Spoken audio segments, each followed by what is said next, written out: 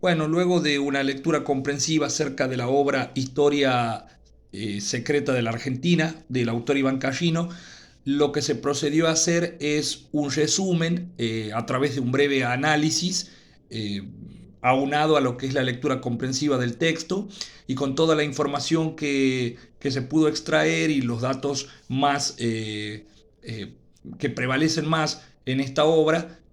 Se ha procedido a identificar diferentes ejes centrales.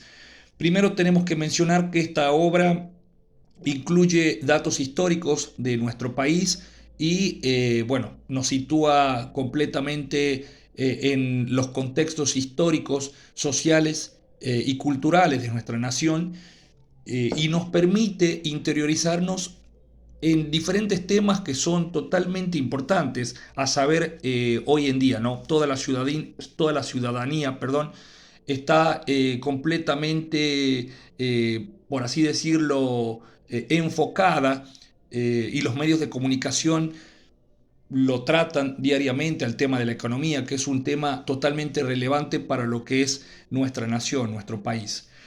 Bueno, como dije anteriormente, he logrado extraer a través del texto, a través de la lectura y el análisis posterior, diferentes ejes centrales en los cuales, de los cuales, mejor dicho, yo me basé para realizar este trabajo práctico, ¿no? Que constaba también de realizar un mapa multimedia, que a continuación vamos a ir profundizando a medida que cada una de las imágenes, cada una de estas diapositivas vayan pasando, ¿no?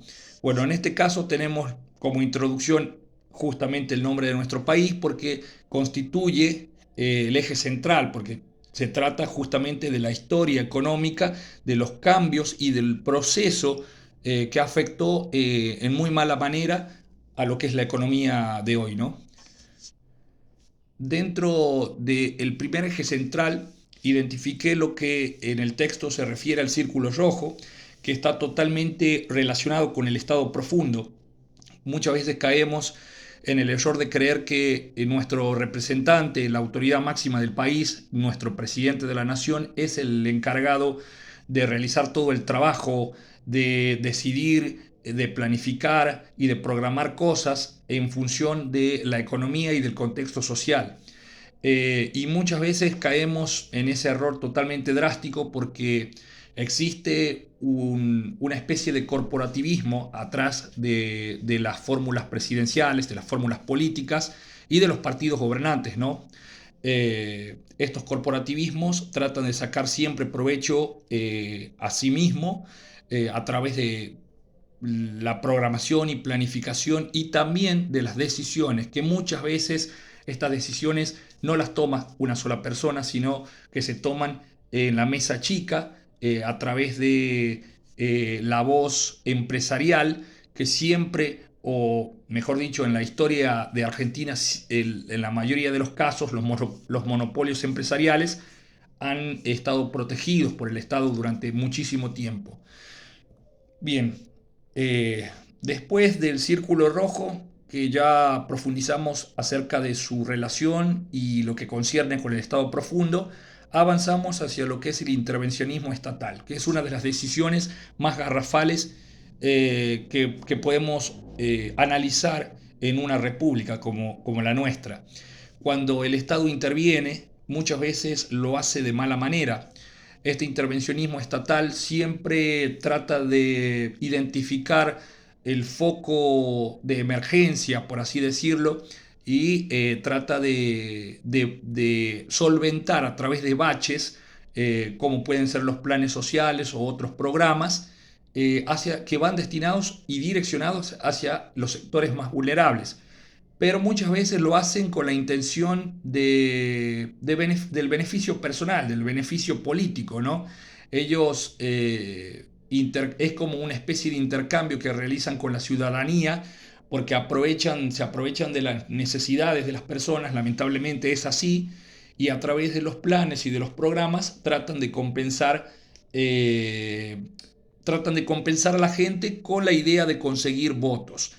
En el texto vemos que menciona que los políticos, en la mayoría de los casos en Argentina, buscan sacar provecho de estos planes, de estos programas, y para obviamente conseguir su objetivo principal, el de ser elegidos a algún cargo político. Bien, el intervencionismo estatal siempre estuvo ligado a la República, siempre en la historia el Estado, y más ahora en estos gobiernos contemporáneos, eh, por citar algún ejemplo, el gobierno de los Kirchner, se vio muchísimo esto de que el Estado intervino y logró reproducir y multiplicar los planes sociales donde, bueno, todo ese dinero que se invierte en estos planes luego trae consecuencias aparejadas, como sería el gasto público en exceso, ¿no? Ya hablamos sobre el proteccionismo del Estado.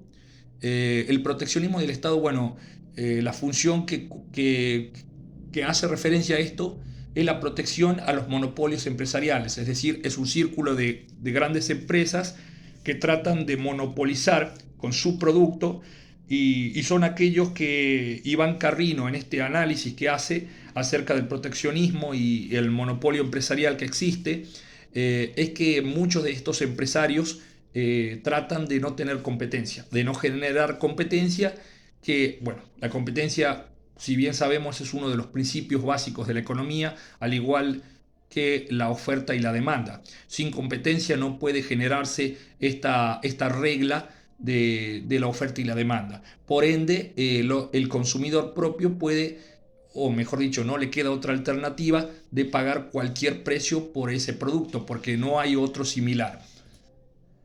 Después tenemos el debacle populista, que esto ya en el análisis que hice acerca del texto es un poco más contemporáneo. Quizás ha existido populismos en Argentina y también a nivel regional en Sudamérica. Estos gobiernos populistas siempre tratan de aprovecharse, por así decirlo, de los sectores más empobrecidos de un país, de los sectores vulnerables, y gracias a ello, porque empobreciendo la nación, han logrado conseguir el objetivo prioritario de los políticos, el ser elegidos y ser reelegidos. Entonces, muchas de estas personas creen que cierto presidente o cierta fórmula política ha hecho bien las cosas, pero lo que ha ido haciendo es fomentando a la creación de planes, a la creación de fuentes de trabajo a raíz del Estado y no en el sector privado, dejando de lado el sector privado y por ende aumentando lo que sería el trabajo estatal, el trabajo muchas veces precarizado, pero es una forma de una economía de bacheo, de planes económicos que no tienen no tienen dónde sostenerse, por así decirlo, y a las largas las consecuencias son muy drásticas. Muy bien, el ejemplo del populismo es muy, pero muy claro. Lo que fue el gobierno de Néstor y Cristina Kirchner es un ejemplo muy, muy claro de esto, ¿no? Y luego vamos con algunos factores económicos que intervienen en este juego de la economía, de los cambios, de los contextos en los cuales se dan las decisiones y las planificaciones económicas. Los sindicatos forman parte de esto. Indudablemente los sindicatos son los que ejercen como una parte del aparato opresor del Estado y a través de las manifestaciones y huelgas exigen al Estado o sí, exigen a los estados, al Estado propiamente dicho que eh, aumenten los sueldos considerablemente por alguna falla que ellos tratan de poner de pantalla o como excusa, y si ese objetivo no llega a cumplirse, si esa demanda no se cumple, conllevan a lo que ya mencioné anteriormente: huelga, corte de calles o corte de servicio. Esto es una noticia muy habitual en los canales televisivos de nuestro país. Estamos tan acostumbrados a ver esto que ya es algo de moneda corriente. Luego tenemos los monopolios empresariales, que son aquellas empresas que justamente no quieren tener competencia, se cierran al mercado, de que tratan de generar ganancias a través de qué? A través de imponer un producto, imponer un precio, sabiendo que no hay otros caminos, no hay otras alternativas, no hay otra empresa o algún emprendimiento que pueda igualar o mejorar la calidad de un producto o del mismo producto, ¿no? O de algún servicio. Las dádivas electorales tenemos aquí. Las dádivas electorales, en resumen, podríamos aunar sobre este tema. eh, Aquí podríamos mencionar lo que son los bolsones. Comúnmente nosotros conocemos de esto porque no, los políticos tienen ese accionar totalmente malévolo de que a la sociedad y a los sectores más empobrecidos de una ciudad, de un país, eh, dan este tipo de ayudas económicas a través de dinero, muchas veces a través de mercancías, como vemos en la fotografía. ¿A cambio de qué? A cambio de los votos. A ellos solamente les interesa eso. Después tenemos el corporativismo, que ya mencionamos a qué se refiere el corporativismo. Luego el proteccionismo empresarial, que ya hablamos anteriormente con un breve resumen sobre qué es. La restricción de divisas, este es uno de los factores fundamentales del debacle económico de nuestro país. Si tenemos que situar puntualmente un año negro y nefasto totalmente para todos nosotros, fue el año 2001, que también en esta obra hace mención de las decisiones políticas que se tomaron y todas las consecuencias que trajo aparejada estos planes económicos que no se sostuvieron con el tiempo, el cepo al dólar, que luego se eliminó en un tiempo contemporáneo, también la pérdida del valor monetario de nuestro peso, la suba del dólar, y con esta restricción de divisas, la prohibición de la compra de dólares, hacía que nuestro peso se devaluara cada vez más. Por ende, hoy tenemos un dólar que no tiene techo, es imposible de bajar el dólar o tratar de igualarlo. Es una utopía hablar de que podemos llegar a tener esa misma convertibilidad que teníamos con el 1 a 1 de Menem, que si bien era una pantalla, esa convertibilidad, esa regla del 1 a 1, porque después a las claras se vio las consecuencias totalmente dramáticas que tuvo el país. Bueno, el gasto público deficitario también es otro de los puntos que yo recalqué como de los más importantes. Aquí en esta imagen podemos ver que, bueno, el Estado representado por esta persona que trata de llevar muchísimo dinero en dirección a los gastos. Un país que gasta más de lo que produce nunca puede llegar a terminar bien. El gasto público a través de diferentes ámbitos, de la incrementación de los planes, de los programas, siempre conllevan a que se infle totalmente la economía y estalle. Es una bomba que en algún momento va a estallar.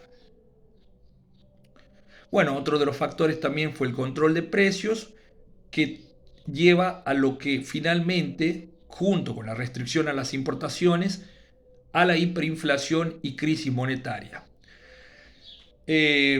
No quiero explayar más sobre todo esto. La verdad que es una obra muy interesante, la de Iván Carrino.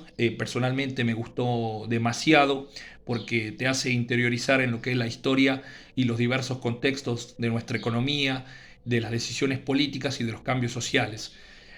Bueno, espero que le haya gustado a todo el cuerpo docente de la cátedra. Y bueno, sin más que ahondar y profundizar, me despido y bueno, estamos en contacto. Muchas gracias por su atención.